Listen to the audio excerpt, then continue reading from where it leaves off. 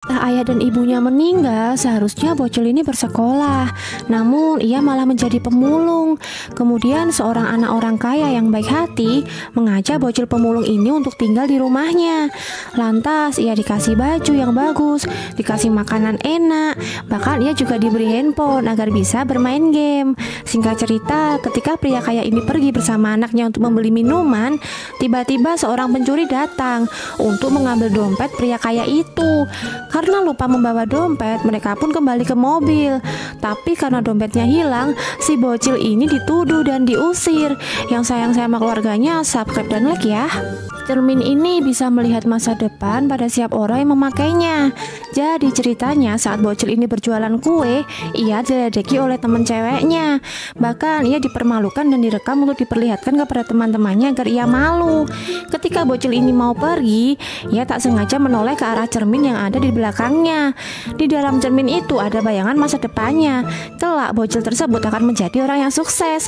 Namun ketika si bocil cewek ini yang bercermin, ia sangat kaget. Ternyata sebelum itu yang kalau ingin sukses di masa depan, buktikan dengan like dan subscribe ya. Terus komen aku ingin sukses. Ternyata bocah cewek ini kaget karena di masa depannya ia jadi gembel dan gak punya uang. Melihat itu ia tak terima. Ia pun langsung melempar cermin itu pakai batu sampai pecah. Pantas saja si bocil cewek itu jadi pemulung. Ternyata ia adalah anak yang pemalas dan juga sombong di sekolahnya.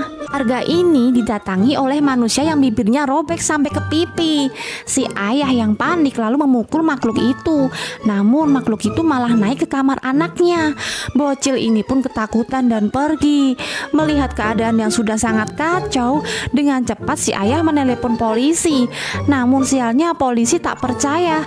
Kemudian makhluk itu terus mengikuti mereka kemanapun mereka berlari. Lalu si ayah menembak makhluk itu. Alhasil peluru itu tak mampu melumpuhkan makhluk tersebut. Saat keluarga ini sudah terpojok, ternyata makhluk ini hanya ingin memberikan sebuah voucher berhadiah kepada mereka. Dan makhluk ini pun terbang ke tempat asalnya. Yang ingin masuk surga, buktikan dengan like dan subscribe secara bersamaan ya guys. Sil ini main petak umpet sampai ia menjadi kakek-kakek. Jadi awalnya ia bermain petak umpet bersama ayahnya. Kemudian ayahnya menyuruhnya untuk bersembunyi di balik tirai. Saat belum selesai berhitung, tiba-tiba ayahnya menerima panggilan telepon dan lupa kalau lagi bermain petak umpet. Sampai berganti musim, ayahnya itu lupa kalau anaknya itu masih bersembunyi. Bahkan ayahnya memutuskan untuk pindah rumah dan diisi penghuni lain. Hingga bertahun-tahun bocil ini tetap menunggu ayahnya untuk menemukannya. Bahkan sampai dewasa bajunya itu terlihat kekecilan dan rambut yang terus tumbuh. Singkatnya rumah itu pun menjadi kumuh tak terawat karena faktor usia. Dan akhirnya rumahnya itu pun diruntuhkan. Begitu juga dengan si bocil ini yang sudah menjadi kakek-kakek, barulah keluar dari persembunyiannya dan tidak tahu di mana ayahnya berada. Yang pengen anak ini ketemu sama ayahnya, buktikan dengan like dan subscribe ya guys.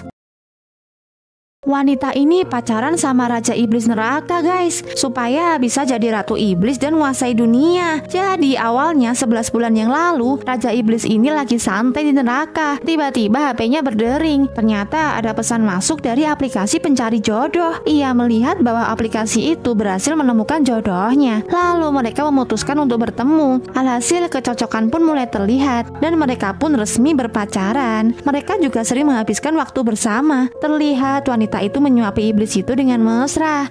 Wanita itu juga mengajak Raja Iblis untuk nge-gym bersama. Lalu mereka pun juga nonton bioskop bersama. Bahkan anehnya, si wanita mengajak iblis itu untuk masuk ke dalam masjid bersama. Namun si Raja Iblis menolak karena dia bisa mati kalau masuk masjid. Setelah setiap saat mereka bersama, cowok ini putus dengan Raja Iblis karena nggak mau masuk neraka. Yang tidak suka neraka, buktikan dengan subscribe dan like ya guys.